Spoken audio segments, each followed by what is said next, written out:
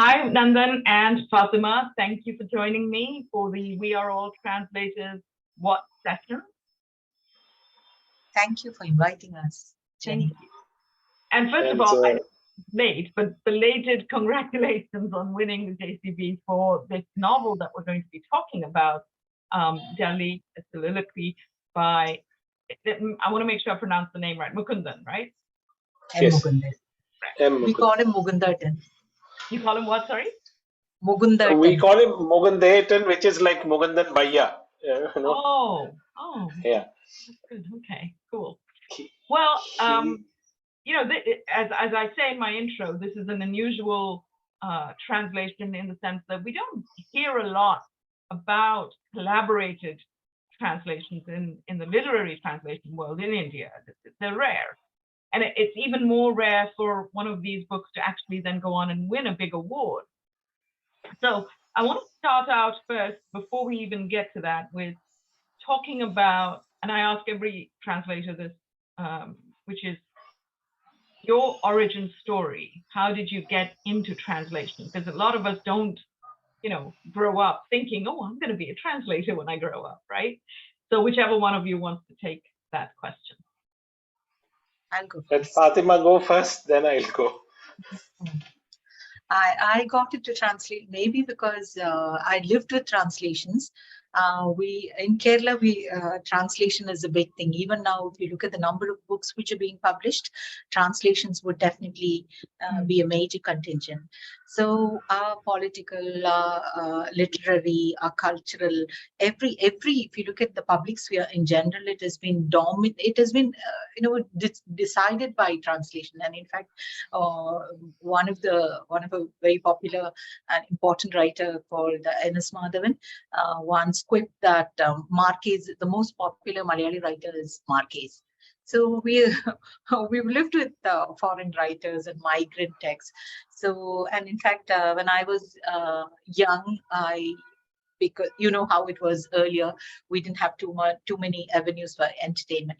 So often we ended up reading the same book in both Malayalam and English. So that dynamics must have, I don't know, when I look back, I think maybe the translational dynamics was always there. So, but I got into translating political articles. Then I, along with two friends of mine, I used to bring out a magazine called Indian Ink, in which I used to curate and translate very short fiction and short poems. So that's how, and from there I moved on to poetry. Then tried my hand at fiction, and then I ended up with my first novel, that is Subhash Chandran's Manushan Ramagam, which is translated as A Professed Man. So right, that's the one that won the crossword. That's it. Okay, thank you, Fatima. And then Nandan, how about you? I'll take it in two parts. Okay, I from the time I read Kada Sarit Sagara, which you are probably familiar with, I always wanted to translate it into English, little knowing that it had already been done, centuries ago by two Englishmen, and there have been versions of it after that by Arshia Sethi and others.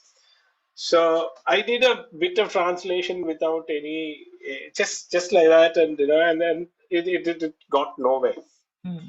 That was when Mukundan had asked Fatima to take up the translation of the Delhi a Soliloquy after immediately that the Professed Man had won the award. I'm sorry. So then Fatima actually recommended, saying that, look, she was busy at that time. She said, why don't you allow Nandan to do the translation?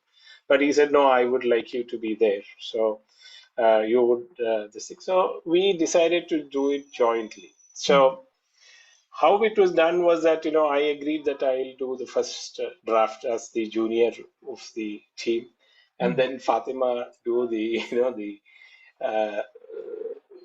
prettying of everything in the.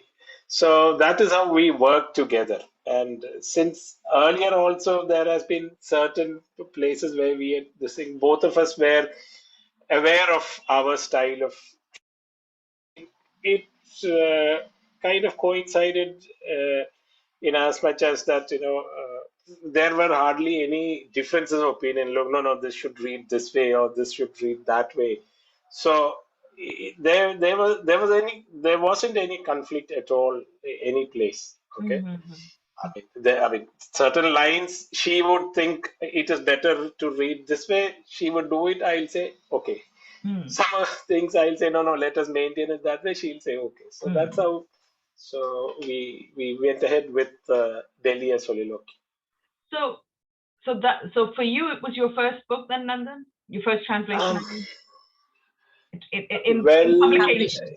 Yeah, in publishing, this was the first book. But what had happened was after the Preface to Man came out, Indu Menon wanted to do her translation. So Fathima recommended me to her also. Okay. So I had started on her stories. Meanwhile, it was waiting for a publisher. At that point of time, Delhi came in, and then that was completed and published. So, that was the first published translation of mine. Right. Yeah, I think a lot of people don't realize that as translators, we often have multiple projects in the hopper, right? There are different. He is one too many. He is a quick translator. He's very fast, and I know in a short while, I keep telling him that within 2 years, he's going to translate the most number of contemporary writers. Oh, that's great. But so you guys knew each other, right? You knew each other before, because that's how. Yeah, we've known each other for 25 years. Oh, wow. So that's why you get on so well, because you already know each other. That makes otherwise it wouldn't have happened at all, Jenny, because we were already familiar with each other's styles. We know what are our strengths and weaknesses, so we can easily collaborate. But and also we of course. Nandan was not honest when he said that we don't fight. We do fight about a lot of things, but when it comes to what is best for the book, we do agree about how to go forward. Yeah. So we do have disagreements and quite a few tips about how it should be done and things. But these are all small things, and this is a very straightforward narrative as well. Well, I want to come to that process in a little bit. So, that helps understand, establish kind of where you both. I know, Fathima, you teach also, so I can understand you have a plate separately, and then you have a full-time job as well. So, you're both. This is not like your full-time work, translation, which I don't think it is for any of us, right? Because let's come to the book now, since we started talking about the book. Now, the book is very unique and interesting, and I haven't read all of it. I've read bits of it. I've read excerpts when the book was being, promoted, obviously as a result of the award. And then in prep for this interview, I went and read a bit more about it. And it is a contemporary novel, but it is set. First of all, it is set in Delhi, but it's set in the 60s. It starts from the 60s, right? It covers the China War, and there's a lot of political history that it covers. And as I mentioned at the outset, what's unique about it, one of the many things unique about it, is that it is a Malayalam novel set in Delhi, right? So right off the bat, it's kind of interesting. Tell us a little bit, whoever wants to take that is fine, but tell us a little bit perhaps about to people who don't know anything about this writer or the book, tell us a little bit about what makes this book very particular, very a standout within Malayalam contemporary literature. Yeah. I would say, as you pointed out, it is a novel about Malayalis living outside Kerala. And it's about, it's almost as if it is being, Delhi is being explained to the Malayali readers. And also about how the Malayalis live in Delhi. It's about conviviality, about sharing, feeding, partaking food, forming small community, forming a small community, existing as a small community. But in one way, it is, we've always been migrants. In Kerala, Kerala has always been impacted by inward and outward migrations. And if you look at early history as well, we've had a long, not only long bonding with translation, but also transnational trade. So it has always been about cultural exchanges. And we've moved away from, in the 70s, people moved away from Kerala because of unemployment and also looking for better pastures. Nandan himself was someone who moved to Delhi, who's lived in Delhi for a long time. Oh, right. Yeah, I grew up in Tamil Nadu. So we've always lived outside. A lot of us have lived outside Kerala, and so that's why probably we were able to, as translators and readers, we were able to form a bond with the text. And it is important. That book is important. He has written about, Mukundan has written about Delhi earlier as well. Another book called Delhi itself, but. Delhi was always seen, because we are looking from Kerala, the reader who's reading from Kerala for as a book also. In the book also, it is explained that way. The person who goes to Delhi is actually expecting to go to a Delhi which is glitzy, beautiful, the place where things happen, the capital of the country. But this novel is different, because it is about, it's not talking about the Delhi of, as he says, Connaught Place, the Delhi of beautiful people, but the Delhi of the middle class, the poor, the invisible populace. And it's almost as if, how we always hear about how things happen in Delhi and how it impacts the nation, but we never hear about how it must have impacted the groups of migrants who live in Delhi, move in and out of Delhi. Temporarily, always temporarily. Yeah, what's fascinating to me, because there are quite a few Anglophone novels about Delhi, right?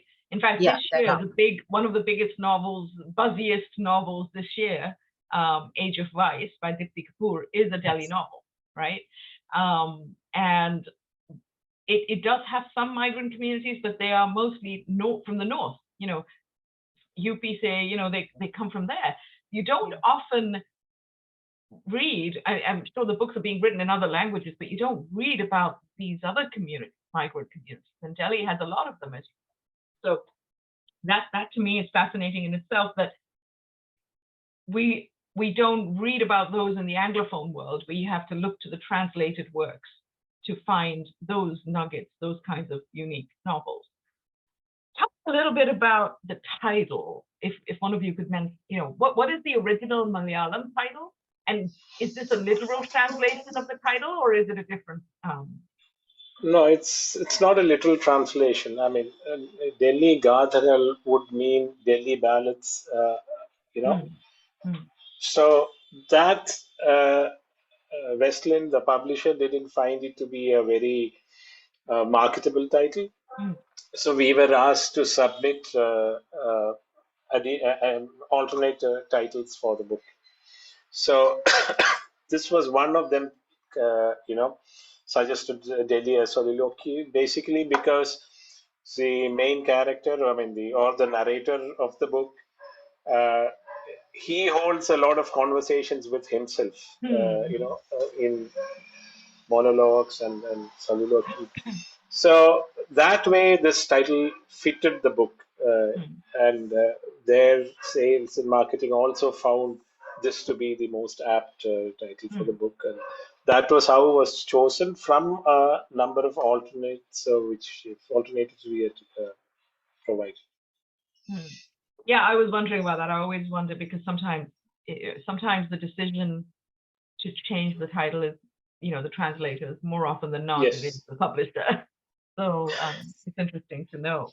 Now, let's come to the actual process. You both talked a little bit about the collaborative process, where you said that, okay, you've known each other obviously for a long time.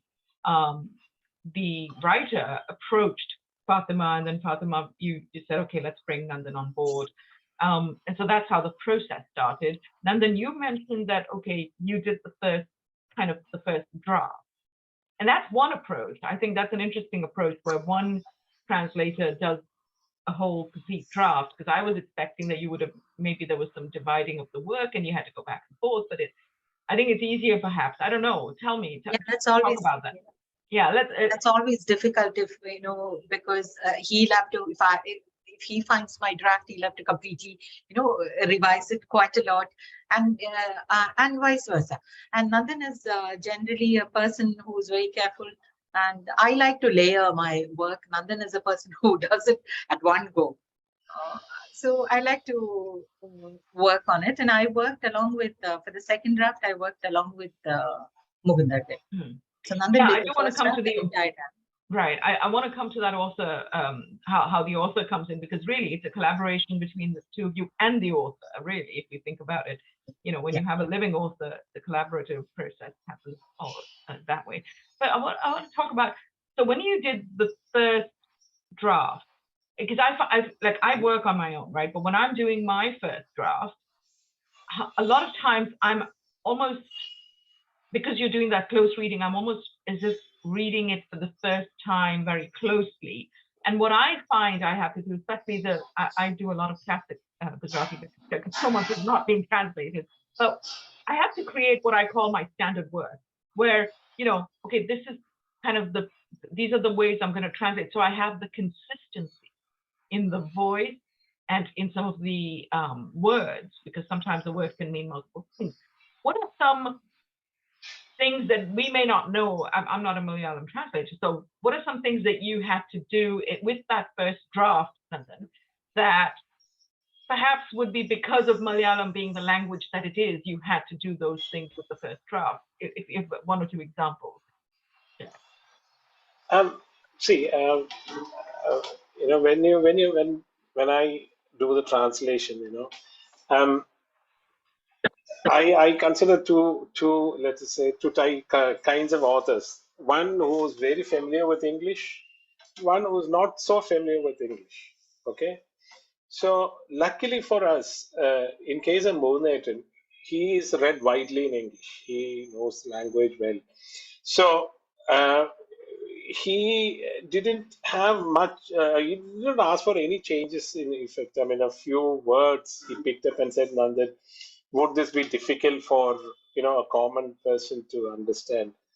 And I said, Mukundan, that is an apt word. Let us go with that. And he agreed. I mean, he's a fantastic person to work with. I mean, he very engaged he is. Nonetheless. Way of putting it, he will accept it for this thing. There was hardly any. Now there are authors who don't understand. I mean, let's say read English as fluently or understand English as well as they do Malayalam.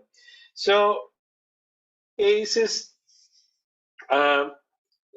The likelihood of them, let's just say, misinterpreting my way of putting things is more. Okay, so they would say, no, they would question, they are the ones who would question more, look, is this the better way of doing it, or can't we change it to So in this book, we didn't face any problem because Mukundan is widely read, and he has read all kinds of books, and so I don't think even translated before, right? Sorry, he has been translated. Yes, many of his books have been translated. Yeah. Yes, he's well known. So he's had his experiences with other translators. And with us, I don't think he had any, and he's very gentle and all engaged. He's very engaged with the text.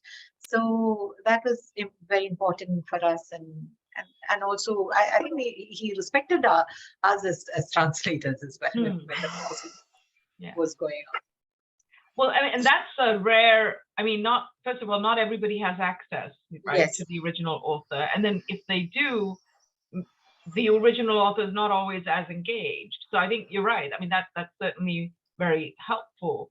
Were there any aspects of the novel in terms of putting aside the language maybe, but just, I mean, Nandan, I think it's great that you've actually lived in Delhi for multiple decades, Yeah. sounds like. Yeah. But was there any time where, as you were reading and translating, you felt, oh, I'm going to have to go do more research about this? Or was it always, I could just ask the author? Or did you have to do some of your own independent, research? Okay. See, before I came into translation, I was a copy editor. Okay. So fact checking, double checking is all kind of ingrained in me.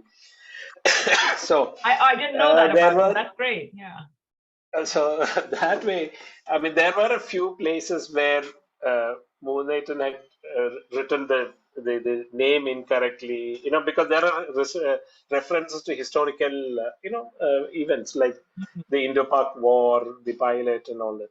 So those things, I somehow, in Malayalam we have a good word. I don't know. It's not really nitpicking, but dosha idrik, which means who finds. His lens is always a negative lens. Constantly critical. So, I mean, when I see something, I know there is something missing here, something amiss here. So when I go and check, it will always be like that. So there are a few places in one passage. Actually, I don't know if you're familiar with Delhi. The person is walking a little bit. Okay, so the person, Sahadevan, the character is moving from Malaviya Nagar towards east of Kailash. But Mukundan took him to IIT Gate. Okay. So I asked Mukundan, why are you taking him this way? He said, oh, sorry, we'll take him back.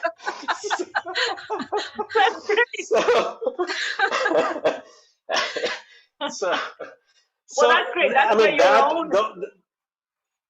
Your own personal in Delhi, I could. Yes. Yeah, sorry. So since I lived in Delhi, I could. There are a couple of other places also where small changes had to. Coffee house, which was not there anymore. Yeah, correct. The Indian Coffee House was, in Sanjay Gandhi during emergency had got it destroyed. So you basically did more for the original novel in a way than perhaps Jenny, here I, often in Malayalam we don't have editors in Malayalam publishing, so the authors are self-editing. So these kind of things, are missed by the authors as well. So when we translate, we are actually editing as well to some extent, because we are asking, because we both of us are translators working with living authors. So we constantly engage with them, and we also ask them about, how they can, and they do that. They re-edit when their next edition of Malayalam edition comes out. So for them also, translation actually, for the Malayalam as well, translation actually helps, I guess. And also, because this was, if you look at Mukundan's novel, it was written 12 years ago. So when the translation came, there was increased discussion. So the afterlife, the translated afterlife is also giving a new life to the original text as well. And that's interesting. I do want to come to that point as well. But, what you said just reminded me. I think it was 2019, I was at JLF, and I attended a panel with Jayant Kaikini, the Kannada writer. And he mentioned what you just said, which is in regional literature, we don't have, he used the word regional. I don't use that word, just to be clear, but he used the word, he says, oh, we don't have editors. We just write our stuff and we get it out there. You Anglophone people, you have all the editors and everything, But yeah, he mentioned that as well. And of course, he has a great translator, Tejas Sunny. I mean, so I'm sure she also must have had these conversations with him about the Bombay stories, because she's lived in Bombay too. So I want to come to what you just said about how the original gets a new life because of the translation. And I think that's obviously one of the main reasons that we translate. It is the compliment of the highest order when someone says to me, oh, I read your translation and it really made me want to go back to the original, right? Because that tells me, okay, you heard some of the music of the language.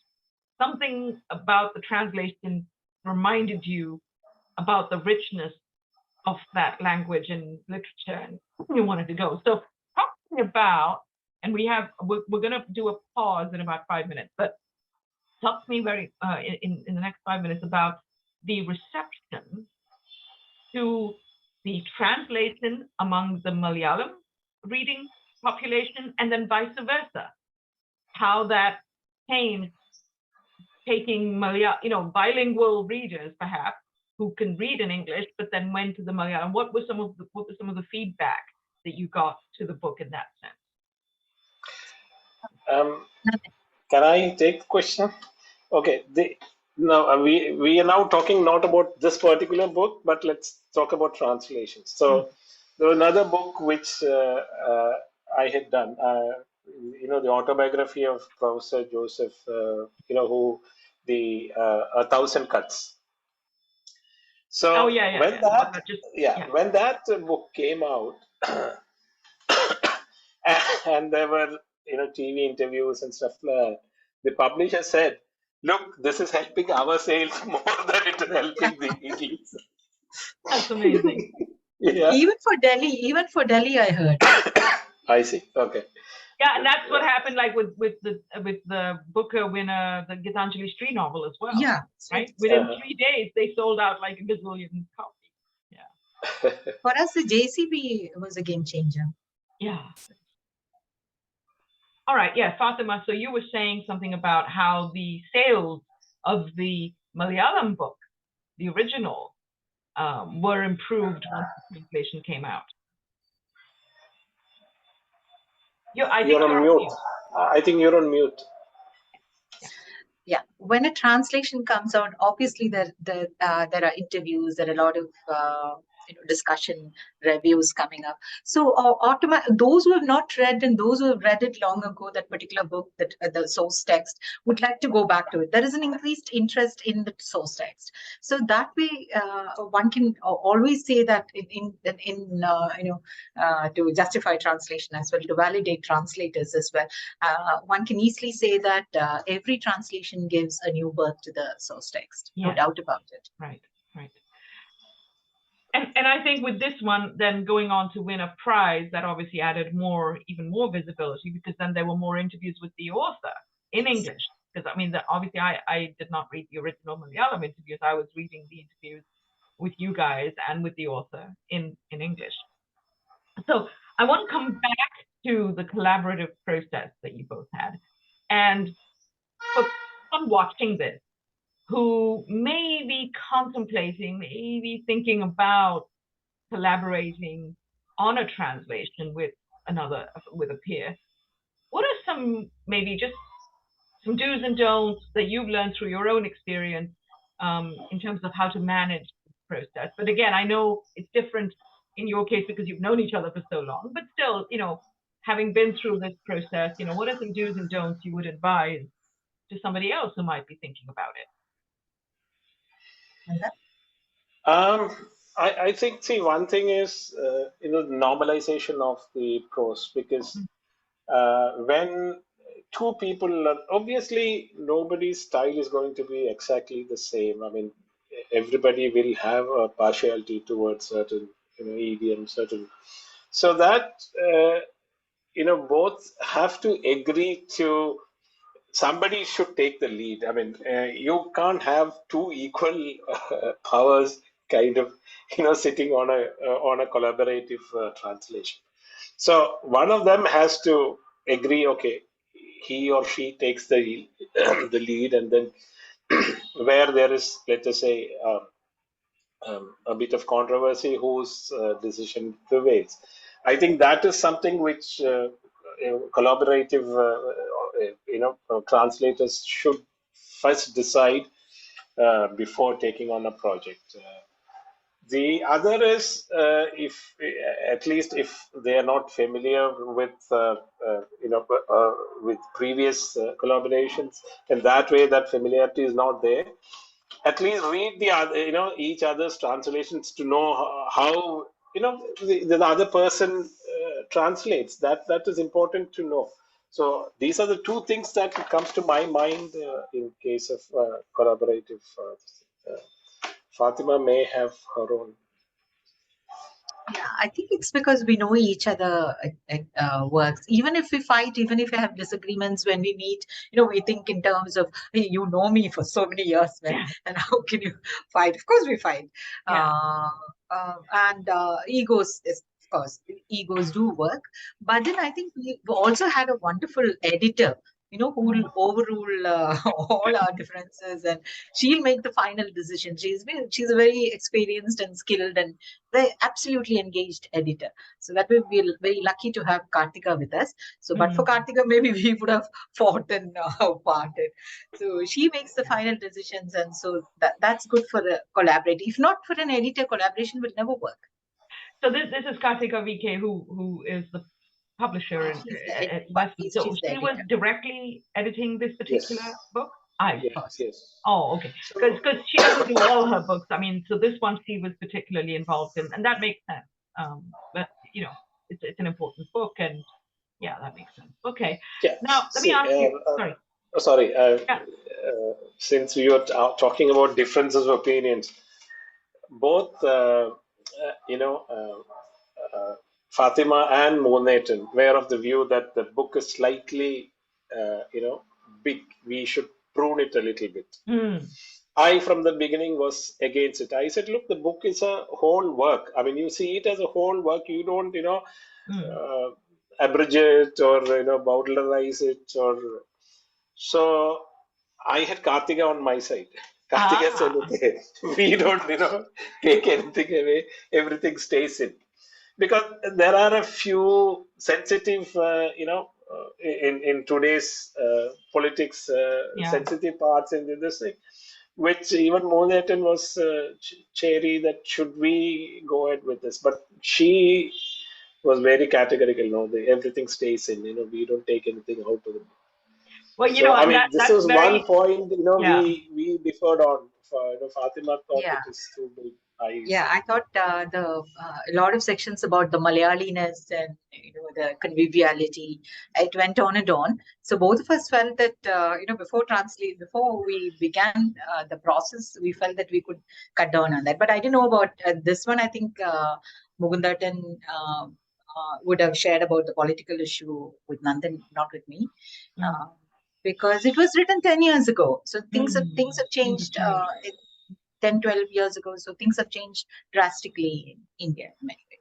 Yeah. No, and that's interesting because, Kartika as a publisher is known for taking on very political books. And she's one of those rare, I would say she's probably one of the rare people in the publishing world who will say, I want the longer book. I want, because usually you find editors saying, it's too big, Yeah, it's too long. Yeah.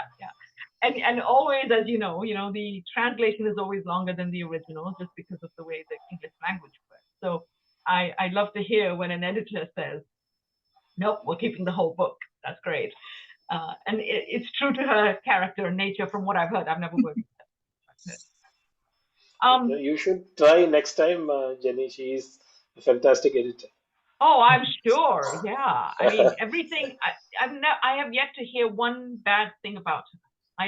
Nobody has ever said anything bad, ever, anyone who's worked with her. So, I mean, she's one of those luminaries, I think, in the Indian publishing world, right?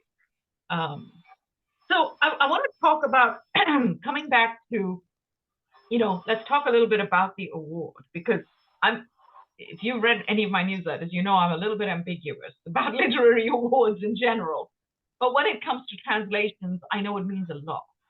Because all of a sudden, and I mean, I'll tell you my own kind of sitting as an observer and watching what happened with the Booker and Gitanjali Shree's novel, because Tilted Access, when they brought it out in the UK, I mean, the book was not getting reviewed. It wasn't getting any attention.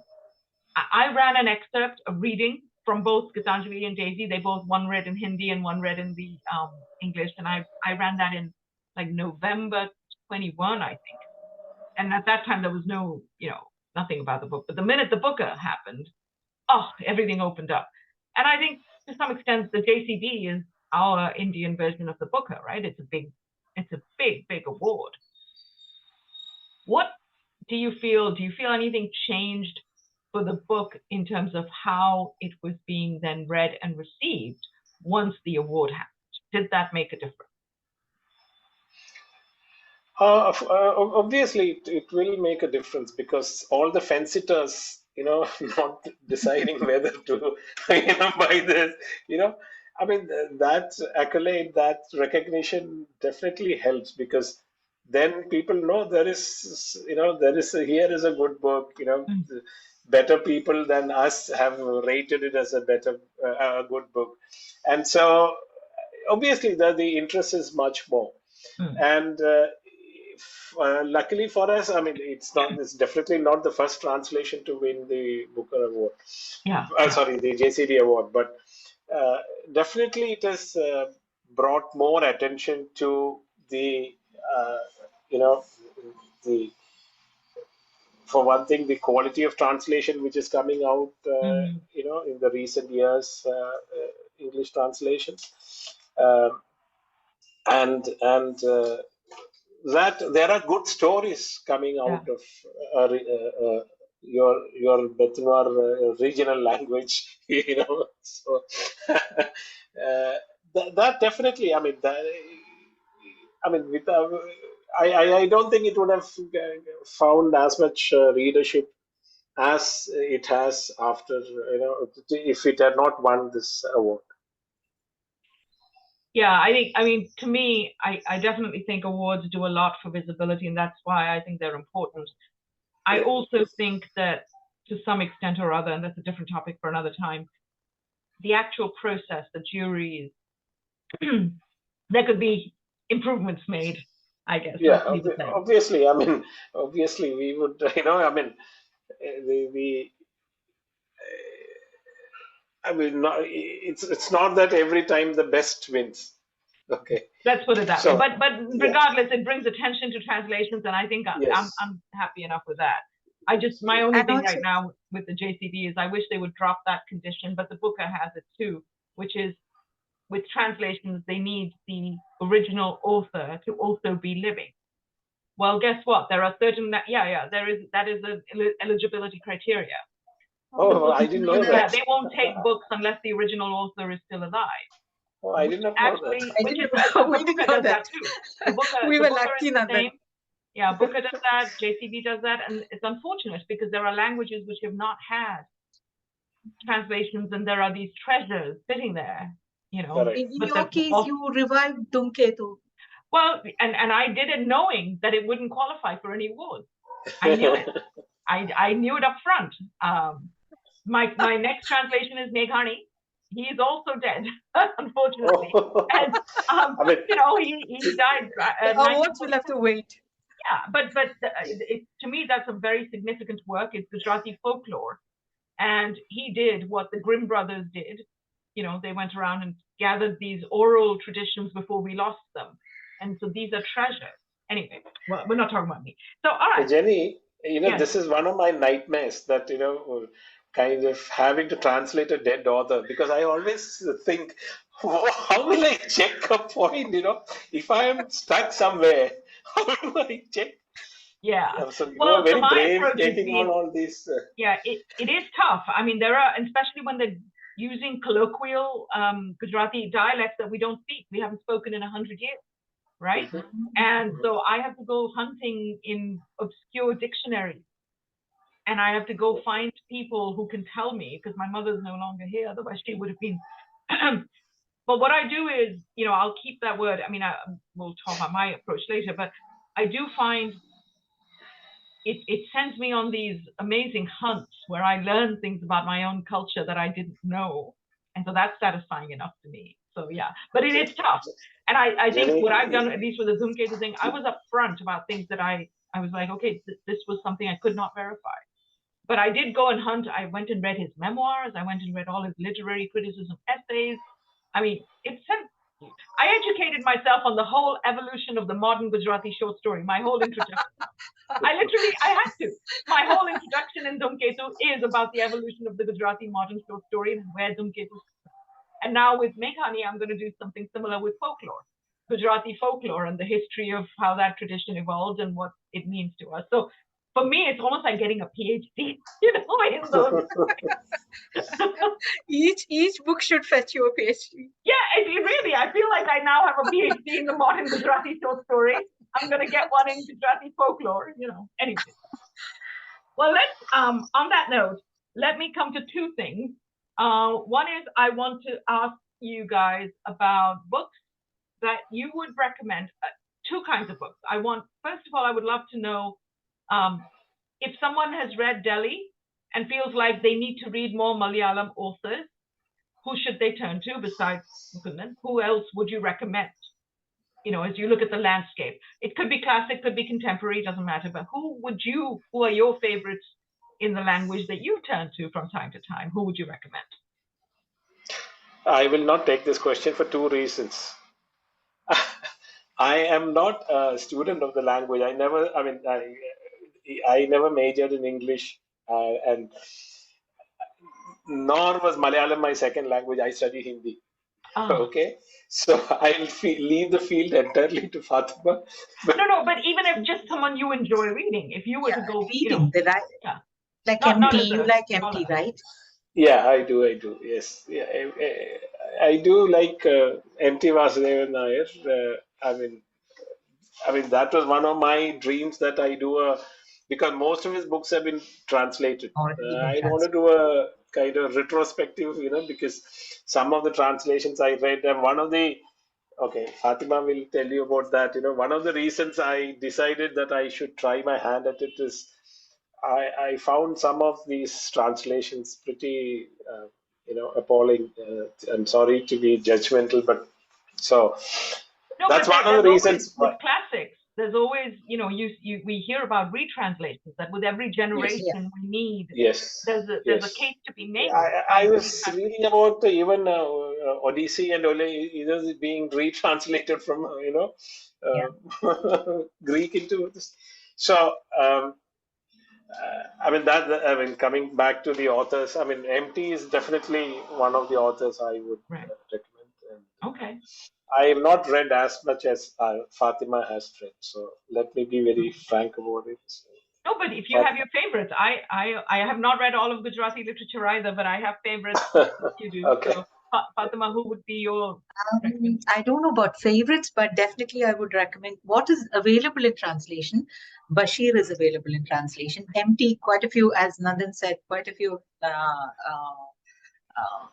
MT's novels have been translated. And then his contemporaries, and Tagari, for instance, Tagari with many novels which have been translated.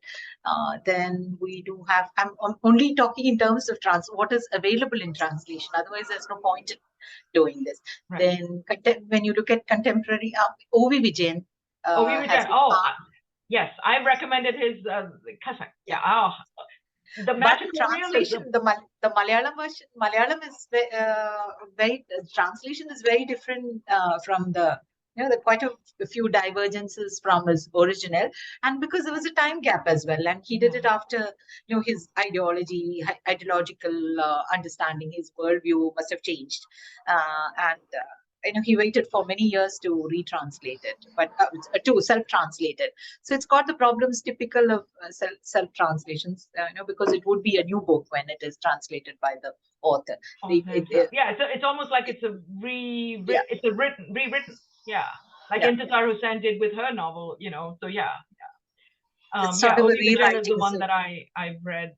That was probably my first Malayalam translated book that I read, I think, because it's such a classic, right? It's so well known. Like, if you're gonna read in that language, go there. Stop. Yeah, it is. And for contemporary writers, there are quite a few writers. There are quite a few translations, and if you look at I know I can't recommend enough. Quite a few of them. Mustache, which is a JCB winner. and Nandan himself has translated. But let's not talk about our translations. You'll be familiar with that.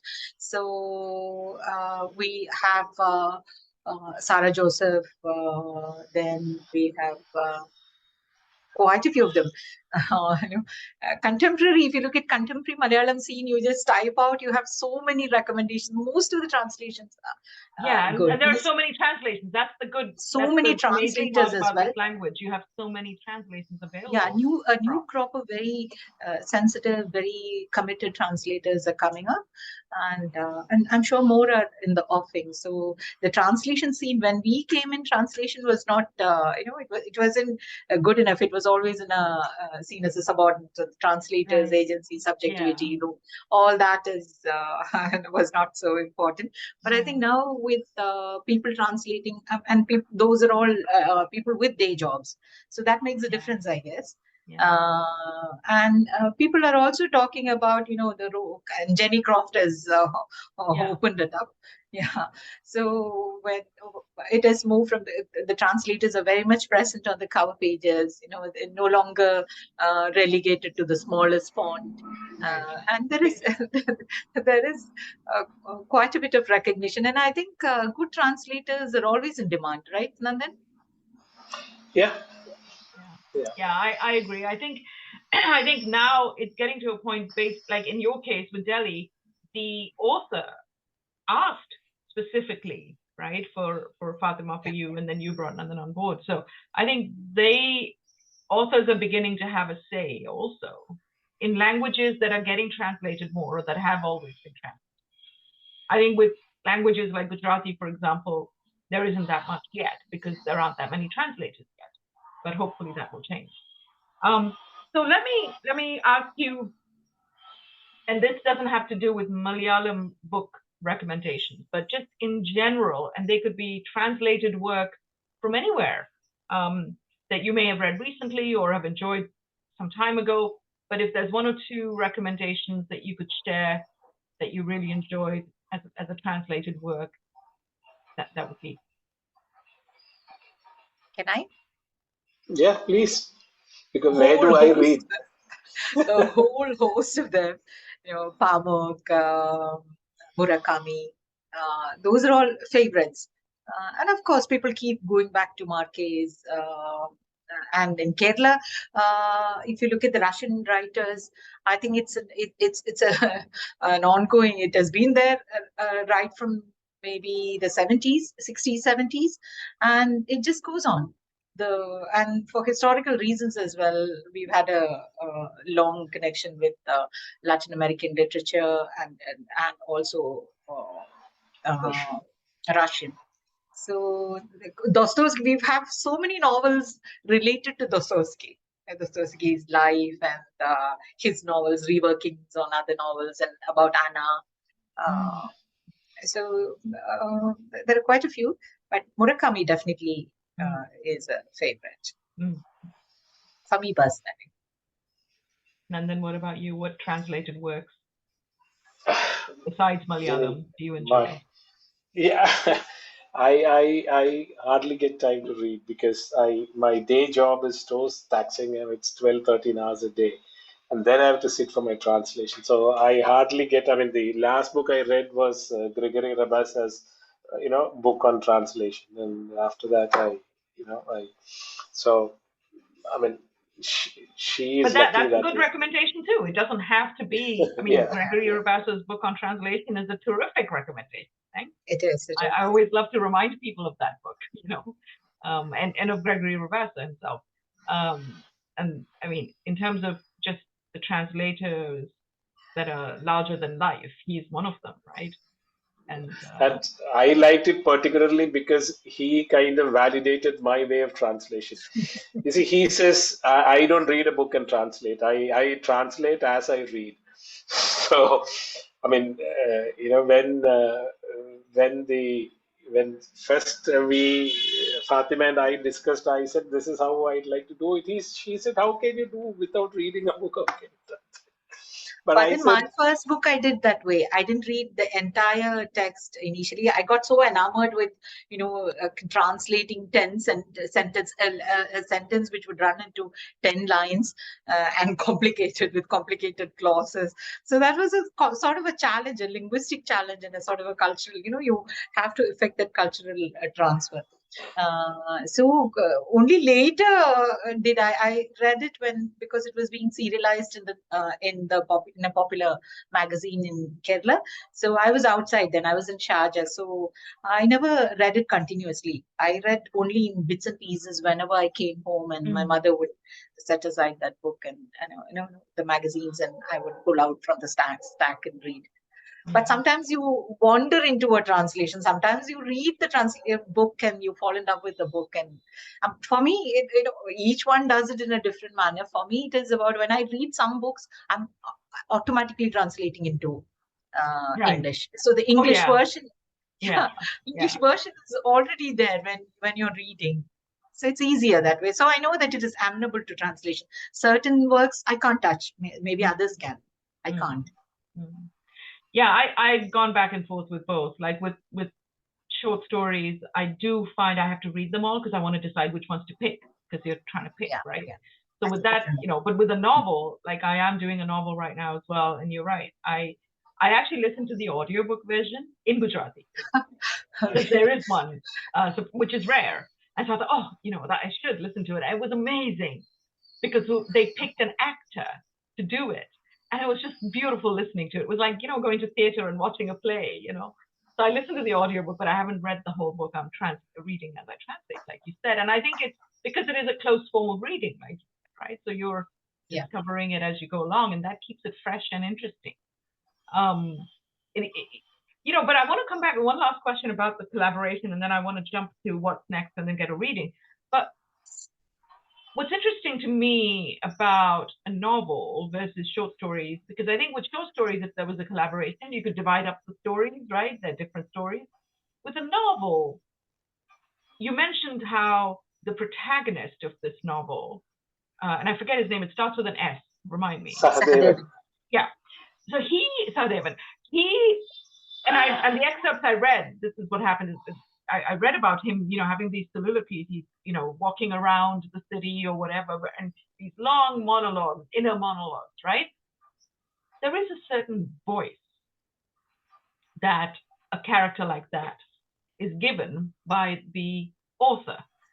When you are two people translating, even though I think I like your approach that, one person did one complete draft and then the other one came in, because that's better in terms of, perhaps better in terms of managing the consistency of the voice, right? Maybe. Talk to me about what you did I just want to understand the craft aspect here a little bit, how you managed to, or was that even an issue of trying to stay true to maybe a single consistent voice for that narrator?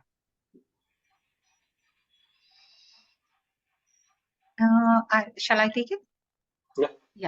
Yeah. See, as we said earlier, we're quite familiar with each other's styles. And, we disagree and agree about certain things, but mostly agree. It's about layering and, when we layer, that's how I work. I have a bare basic draft and I keep going back to it. And it appears to me almost as if, sometimes you have to chuck it. Sometimes you feel it surprises you with possibilities. But then you keep layering it, and that's how I work. But Nandan works at, for him, it's one draft. So what we did was we went back and I worked with Mukundan, and I would, sometimes change the structure, ensure that the tone is not gone askew. Sometimes we can work better when there are two people. Dialogues are always a problem. So sometimes we can work on the word order. We can introduce phonetic sounds and things like that. So that way, I think, That's how we worked, and I would send it back to Mukundan, and Mukundan will make his recommendations, and then we will incorporate that as well, and that's how it works. So, but consistently, what Mukundan has said once he said that what he was looking for throughout was an elegiac voice. We didn't spoil it, so he said that was one of the best compliments that we got, perhaps, because he said that he wanted to ensure that it was not lost, that elegiac tone, an underlying tone was not lost in the translation. So, but when you stay close to the text, I guess it comes through. We just need to know to make sure that the irony, because it's a very simple kind of narrative, deliberately simple, you have to ensure that the ironies were not lost. The what is unsaid is not, tampered with. I think you've gone mute, Jenny. Yeah, that's very important. I think what I find a lot of times, and I talked to Rita Kothari, who's also a great translator, she talks about translating the silences and the subtext, right? What's unsaid. Yeah. There are ways that we can bring the unsaid, but not like in explicit words, but how to carry that over is also a skill. How to leave certain things unsaid in the English text, but still implied. And that's part of the voice that you're creating on the page in the English version as well. But I like what you said, and I think it's important that having the living author giving you feedback as you're sharing the draft with them, that's priceless, right? Yeah. So with that, let me turn to, I would love for both of you to maybe read short pieces from your translation, and then just if you could just set the context right before you start, like what's the scene, and then I'll put myself on mute. But yeah, if you whoever wants to go and just maybe set the context and then do the reading, that would be great. Yeah, I'll go first, Fatima. Yeah. Okay. So this is the passage where the forced vasectomies, sterilizations are being done in Delhi. This was done during the time of the emergency. So this happens in a school where the kids are actually studying. So I'll read from that passage. Sir, can I go and have a look? The blue turbaned Gurminder from class 10B asked the mathematics teacher Balbir Singh. Balbir carried a sharp kirpan in his waistband. He never stepped out with it. What do you want to see? I'll slice you up. Sit down. Once the bell rang, the children assembled in the yard for the prayers. Afterwards, they went to their respective classrooms. Headmaster Kuldeep walked into the tent, licking the hair fixer on his mustache to moisten it into shape. A bunch of Sikhs were holding down the newly acquired victims. Of the 5, the first man's scrotum had been shaved and cleaned up. He was a farmer, thin and reedy, darkened by the sun. Lambu, whose lower abdomen had become numb from the local anesthetic, lay still on the bench as if resigned to his fate. Yet, when he saw the needles, scalpels, and scissors being taken out of the boiling water, he bawled loudly. The children in the classrooms were stunned by the sounds that reached them. Could the starving effigy of a man from Mehrauli shriek so piercingly? Stuff his mouth with a cloth, Dr. Bihari Lal said. Kuldeep Singh picked up a piece of dirty cloth lying on the floor, balled it up and shoved it into Lambu's mouth. Suffocated, Lambu writhed on the bench. Bihari Lal made an incision above his shrunken testicles. Though there was no pain, Lambu looked down at it and screamed open-mouthed. The cloth blocked all the sounds. Patti dal do uski aankhon mein. The headmaster tied a strip of cloth over the man's eyes, but Lambu could see everything. No one can blindfold the mind's eye. So that, I read about the forced sterilizations in non-fiction. I read very little of it in fiction. Yeah. So that was interesting that you selected that. He was a chronicler of everything that happened from 1960. You know, and what's interesting, I did read in one interview that he did go and like he went and talked to a lot of people. He did a lot of research. He walked the old streets. And what I noted while you were reading was the Hindi that came in. Yes. Because of course Delhi very much a Hindi speaking state for the most part, except of course it does have a lot of immigrant communities. You've chosen. Was it just in this scene, or have you chosen throughout the translation to retain the Hindi as Hindi? Oh yeah, we had chosen to retain Hindi as Hindi. I don't think in maybe a couple of places we may have changed it, but otherwise most of the Hindi text was retained as Hindi text because we expect the larger readership to be, Hindi knowing. And, that was right, that they would know it. Plus, you're giving us, you're showing us it's a different language. Yes. So I think that's a very strategic choice when we choose to keep a third language. You know, we're bringing over the cadences and the tonalities and musicalities, in your case of Malayalam, into English. But then you're choosing. And also French. We've also retained the French, right? Right. French. Yeah, French is also there. Okay. But we had given a footnote for the French this scene. But for Hindi, we chose to leave it as it is because that's also what Kartika also agreed, and we left it as that way. Yeah, that's good. Fathima, yeah, I didn't do that with my first translation because I just thought I wouldn't be able to get away with it. You know, I mean, I see. But because Dhumketu, a bunch of his stories was set in the Northeast, and when his narrator would be a Gujarati character, but he would go to the Northeast and he'd speak in Hindi, right? He's narrating the whole story in Gujarati, but then there are Hindi words. And I think the odd word I've kept, but for the most part, I translated. If it was a full sentence, I translated it. But I wish now, hearing you and discussing it with you, I wish I'd kept it, maybe my next translation. Anyway.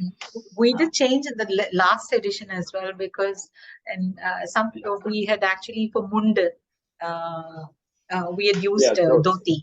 Oh. Yeah. And Shashi Tharoor, when he was releasing the book, he pointed it out to us. And then in Pratilipi, now it is coming out through Pratilipi, Amazon, the new edition. The new. So we've actually gone back to dhoti.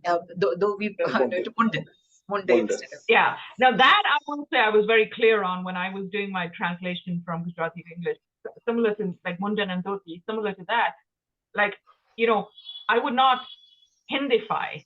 If I was going to keep a non-English word, I would keep it as the Gujarati. I didn't want to Hindify. So I didn't make Ladu did not become Laddu in my case. Ladu is Ladu because Gujarati we say Ladu, I was not going to change that. Why would I change it? So I think it was one of my earliest things. I remember pushing back to the editor I was working with. I was like, no, there is absolutely zero reason for me to change that non-English word to a Hindi word, we did keep most of it except for this mistake. So we rectified it. We had a chance to rectify it. And Mukundan, I mean, I'm not Malayalam, but I know that. Yeah, everyone knows. That is something you can keep, right? Because it's, Yeah. All right. Well, Fathima, if you want to read, I'll go on mute again. I'd like to read from part 2. The Republic of Hunger. So this is the it's interesting that both of us have chosen the political passages. So it's from chapter 7, and it's talking about how the attitude towards the Bangladeshi refugees. So friends and refugees. The refugee influx from Bangladesh, which had started before the 1971 war, continued after the war too. Hungry, sick and exhausted, they moved to various parts of the country through multiple entry points in the Northeast. It was like the overflow of sludge and rocks that follow a landslide. Journeys that began as a flight from death turned into funeral processions of poverty and hunger. Sahadevan saw them for the first time near the Nizamuddin Dargah. The settlement lay on the route from the eastern part of Delhi to the city center. The road from Sundarnagar, home to the rich, to Chanakyapuri, home to the diplomats, also passed through this area. Beside the road and below the trees, they appeared as sores and grew like pustules. Little children with misshapen torsos, pale yellow skin, and sunken eyes thrust their arms out at pedestrians and passing cars. Most of them were naked, and the boys were circumcised. As he watched, a middle-aged man in a pristine white kurta pajama, probably on his way back from the Shiva temple on Humayun Road, with no provocation whatsoever from anyone, got down from his cycle, picked up some stones from the pavement, and threw them at the children. One of the stones found its mark. It hit the thing he had aimed at, a circumcised penis. For a moment, the child stood with his mouth agape, numb like a statue. Then, convulsing in pain, he screamed and ran. The women who were cooking on makeshift stoves under the trees, using rotten fish scrounged from the rubbish bins of Jama Masjid and rice bought with money catched through begging, started wailing through. No one could understand why the man had stoned the children. Like in Nizamuddin, termite hills of refugee camps began to spring up all over the city.